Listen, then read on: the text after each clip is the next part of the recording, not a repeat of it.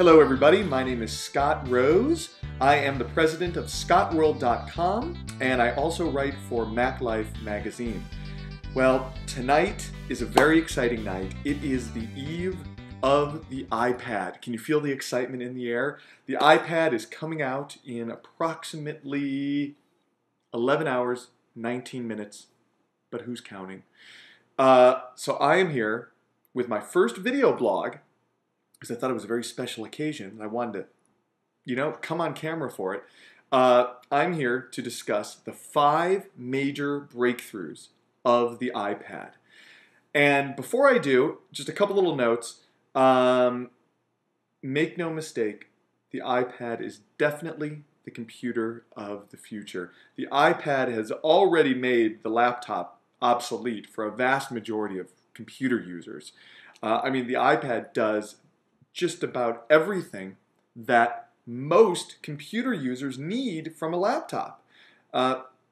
Word processing, spreadsheet, presentations, games, movies, TV shows. It's really, when you think about it, the majority of computer users, the vast majority of them, are consumers of media, and they do some light work, word processing, emails, stuff like that. It's really just a small minority of people like myself who are computer programmers or graphic designers or film editors who actually need to produce high-end content, which currently can't be done on the iPad, but I'm sure within a couple years we'll be able to do all of that stuff on the iPad as well. So anyways, the iPad is definitely the computer of the future. There's just a couple disappointments right now with the iPad from my point of view. And then we're about to get into the 5 major breakthroughs, but I just want to cover my couple minor disappointments. The first one is that it doesn't have a webcam. Now, obviously, this is going to be coming in a future generation of the iPad. That was just a big disappointment for me because I thought this would be the perfect device to have video chats on.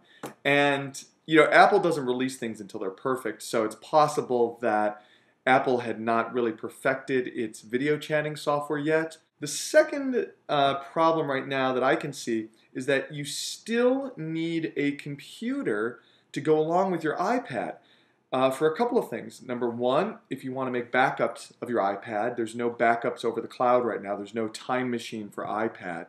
And the second thing is that you still need your computer to transfer all of your media over to the iPad. Your movies, your music, your TV shows.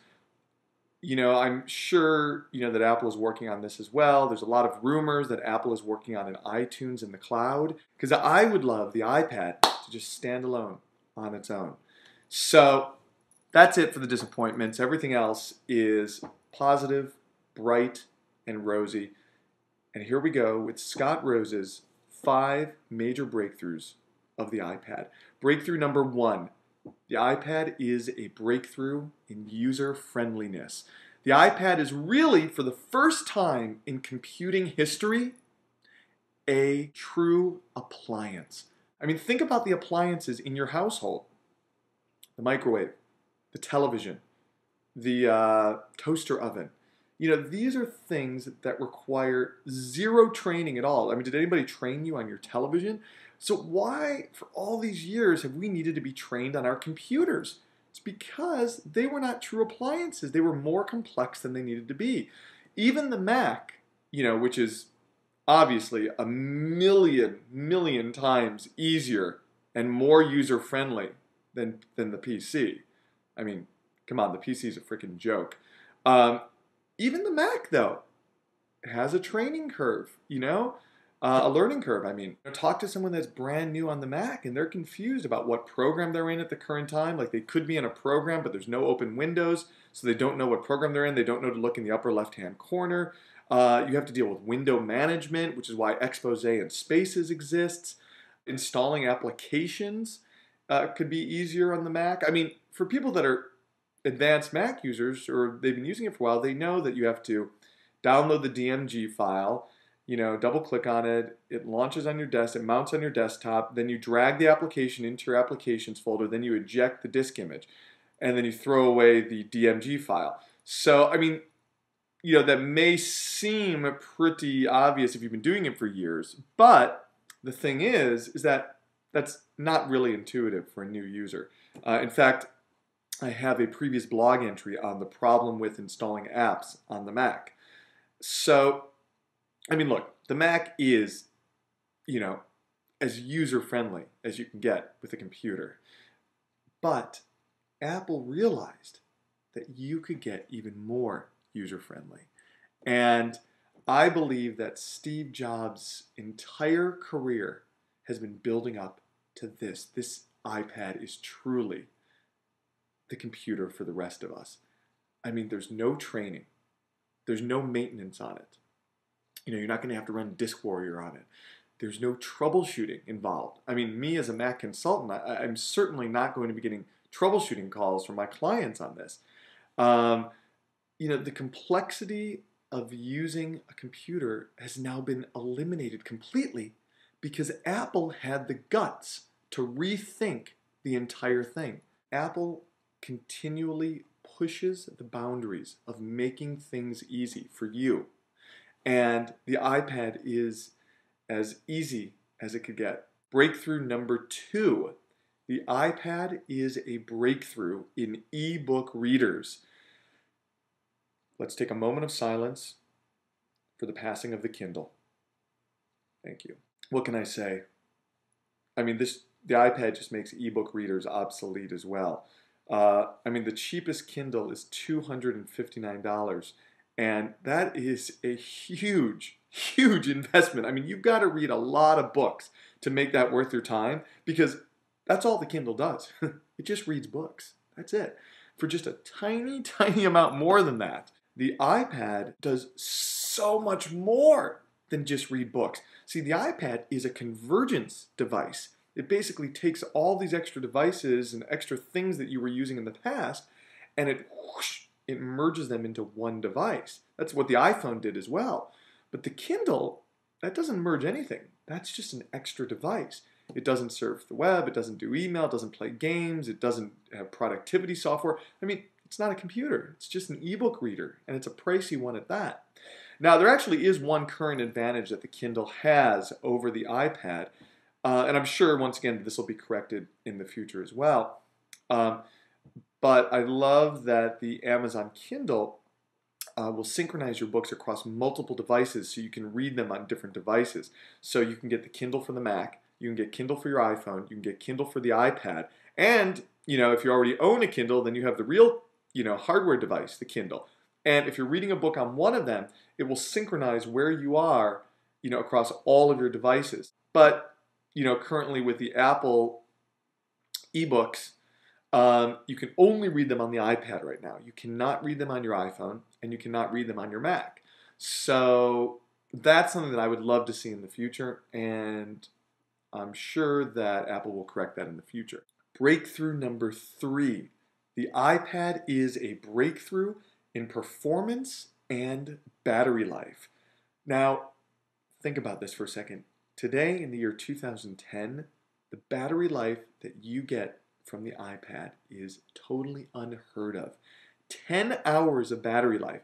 In fact, the early reviews have said that people are getting 11 and a half or 12 hours of battery life out of the iPad. And that's of constant usage of the iPad. And it's got 30 days of standby life. This currently is unheard of in the technology world. And how did Apple do it? Because Apple seized control of the underlying chip. And the iPad is powered by Apple's brand new custom A4 chip, which not only has incredible battery life, but it also has incredible performance. All the early reviews state that they are just blown away with the speed of the iPad. I mean, this is incredible. Apple now controls the entire ecosystem from top to bottom. Apple used to control most of the ecosystem, the hardware, most of the hardware, the software, the App Store, etc. for the iPhone. But now with the iPad, they control everything, right down to the chip. And this just goes to show you that Apple is just so many light years ahead of its competition. I mean, who knew for all this time that our poor battery life was due to the poor chips that we've been using in our computers? Apple has said, hey, wake up, folks. We can do so much more with our processors. And Apple is now proving what you can do, what you really can do when you're really interested in moving technology forward, which is what Apple is all about. Breakthrough number 4. The iPad is an incredible breakthrough in price. I mean, basically, you are getting close to a full-featured laptop.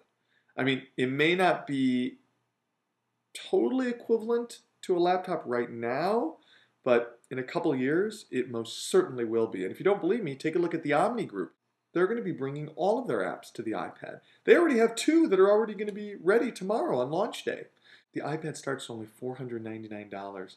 I mean, that is such an incredible price.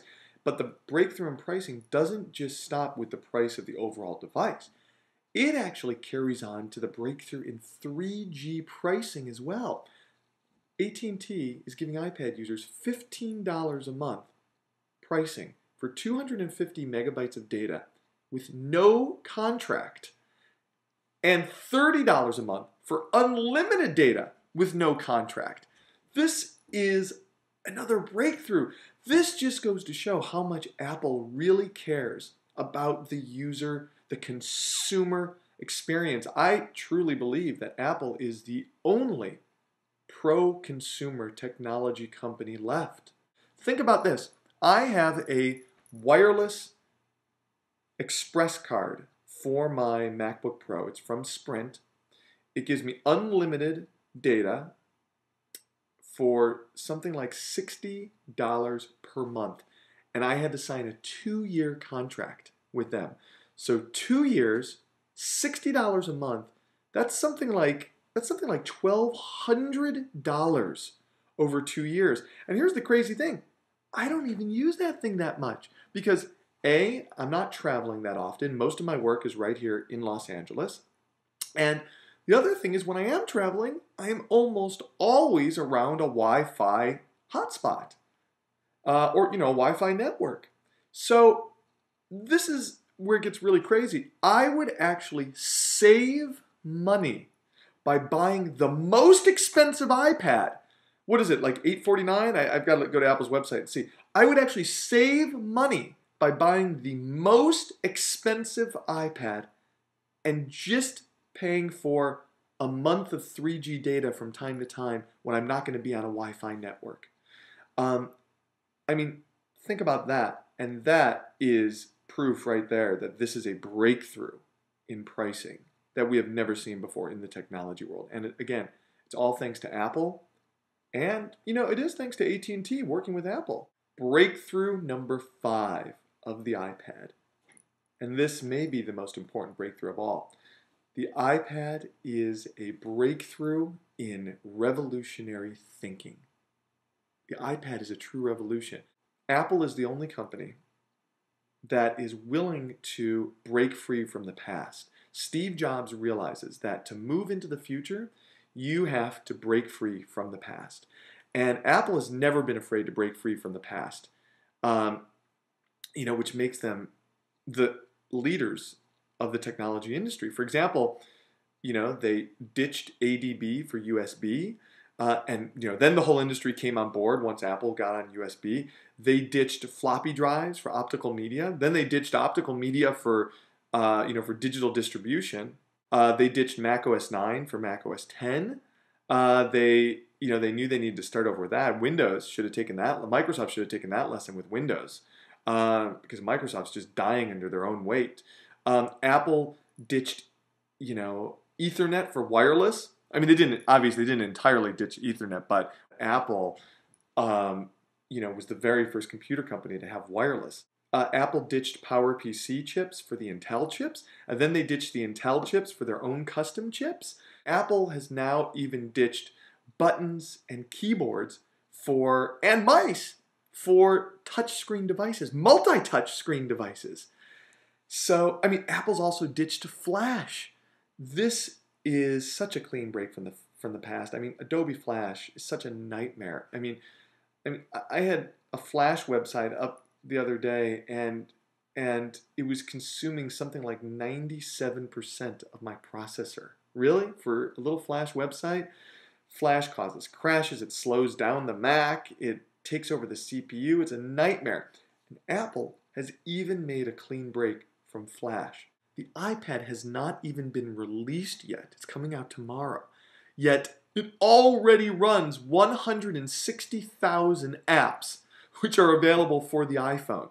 I mean, talk about an amazing revolution. This is a brand new product, and it's already got an installed base of 160,000 apps. The other thing is that Apple has made a very, very environmentally clean and friendly product with the iPad. You know, while the entire PC industry is still destroying the environment, Apple has, again, had revolutionary thinking with the iPad because it is an environmentally friendly product. So those are my 5 major breakthroughs of the iPad.